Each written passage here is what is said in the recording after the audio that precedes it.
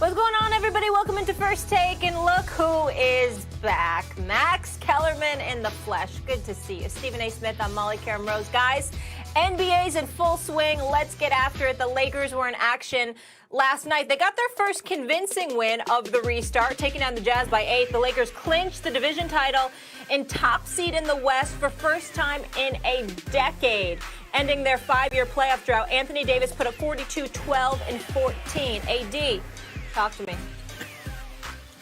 We just reached one of our milestones.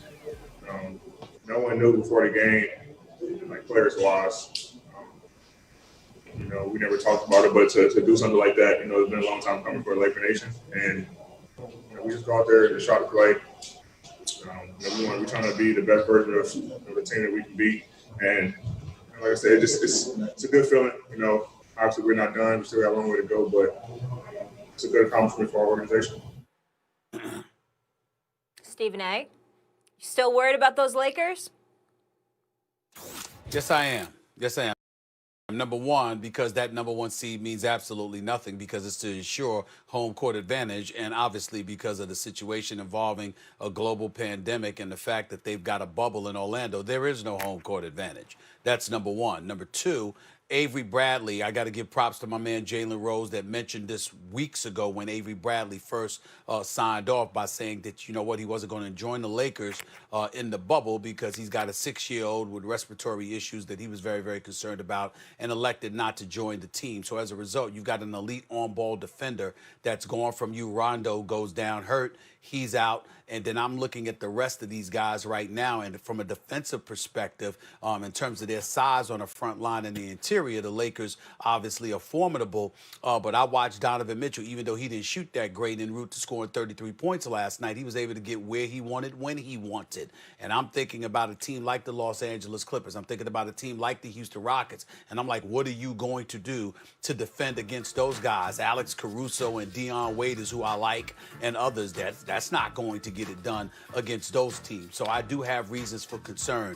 And last but not least, I look at a guy like Anthony Davis, who's clearly been the best Laker thus far since the return, even though LeBron's been doing his thing as well. But him being aggressive, getting to the free throw line for 15 free throw attempts last night, it's not about the points that he scores, it's how he does it. If he maintains that level of aggression, that's going to offset some of the things that the opposition is going to throw his way once competition intensifies. But the question is he going to be able to be as aggressive going to the basket against those other teams as he was last night against Utah, particularly against the Los Angeles Clippers? I'm not so sure about that. So again, I haven't jumped off the bandwagon, but I'm very, very, very concerned for the Los Angeles Lakers because I think LeBron and AD are going to be who they are.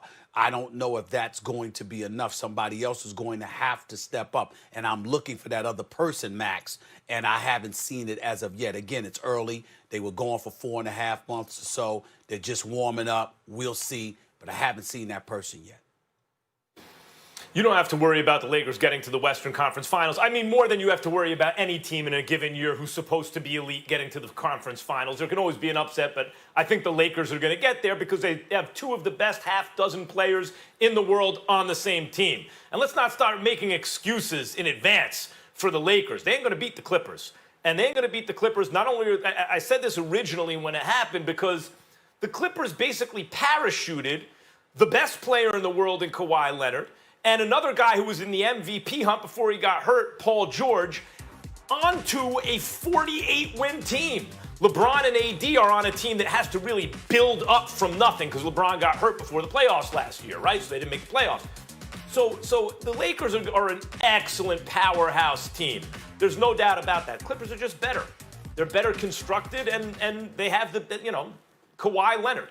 But I want to talk about the Lakers right now. Anthony Davis, you see, when you have a two-way four, guy who can play on both ends of the floor, who's also a shot blocker, a shot-blocking two-way four, that's when you talk about the greatest power forwards of all time, and respect to Charles Barkley and Karl Malone, but the reason they're power forwards is because they can't take wings off the dribble consistently, really. Otherwise, they'd be wings. And the reason they're not centers is because they're not rim protectors, right?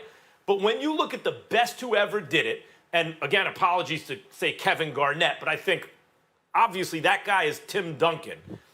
Anthony Davis is the first guy to come along. You say, that guy could challenge Tim Duncan as the best who ever did it at the position. He is so dominant both ends of the floor.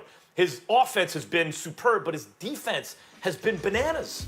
You know, and if you have that guy on your team playing the big, whatever you want to call that, the 4 or the 5, and you have LeBron James basically playing the point guard, you're going to beat the Utahs and Denvers of the world. That's what the history of the NBA says.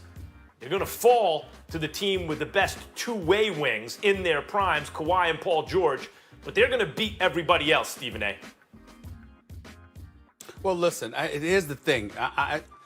We can talk about excuses all we want to, but the reality of the situation is let's rewind the clock a little bit. Even with the Clippers assembling who they assembled, to use your words, parachuting in two of the best players in the world on a 48-win team, I still pick the Lakers, and here's why.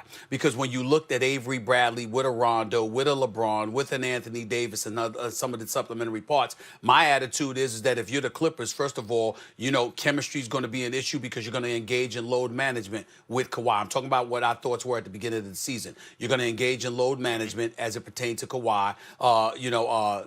Paul George had his surgery. He had to reacclimate himself into things. They weren't going to be on the floor, but so much. Then you had to concern yourself with too many basketballs because of the other pieces that they acquired. Montrezl Harrell looking for a new contract, et cetera, et cetera. All of these things factored into the equation. So you thought about it, and you said, the Lakers match up pretty well with the Clippers, just like the Clippers match up pretty well with them. It's going to come down to who has a better regular season, who has home court advantage, even though they're both in L.A. We'll see where that goes. I still put my money on LeBron and AD under those circumstances. But what has happened because of the bubble is that you no longer have to concern yourself with load management with Kawhi Leonard because you've been going for 4.5 months. There's only 8 regular seasons games to go before the playoffs begin. If you remember last year, even though he only played 60 of the 82 games for Toronto, come playoff time, he averaged 39 minutes per game.